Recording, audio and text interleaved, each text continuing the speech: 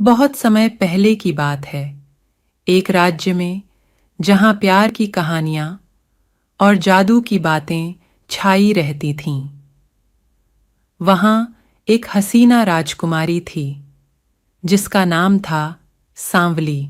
वह न केवल सुंदर बल्कि बुद्धिमान भी थी।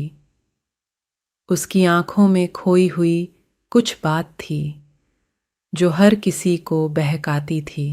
एक दिन उसके राज्य में एक युवक आया जिसका नाम था राजवीर। राजवीर एक विदेशी महाराजा का बेटा था जो विदेश में शिक्षा लेने आया था। सांवली और राजवीर की मुलाकात होते ही उनके बीच एक अजीब सी जुड़ी थी। जैसे ही उन्होंने आंख मिलाई, वे एक दूसरे के आंखों में खो गए। कहानी ने एक अनोखा मोड़ लिया जब एक जादूगर आया। वह कहता था कि सांवली और राजवीर की प्रेम कहानी में रुकावट आ गई है। उसने कहा कि दोनों को एक साथ लाने के लिए वह अपनी जादू की शक्ति का इस्तेमाल करेगा। जादूगर ने उन्हें अलग करके उनकी प्रेम की परीक्षा लेने की बात की। राजवीर को विदेश वापस जाना था, जबकि सांवली को अपने राज्य में रहना था। जादूगर ने 1 महीने की अवधि तय की, जिसमें सांवली को राजवीर के बिना रहना होगा।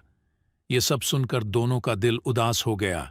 उन्होंने प्रेम की शपथ ली और आंसुओं से भरी दास्तानियों में जुट गए।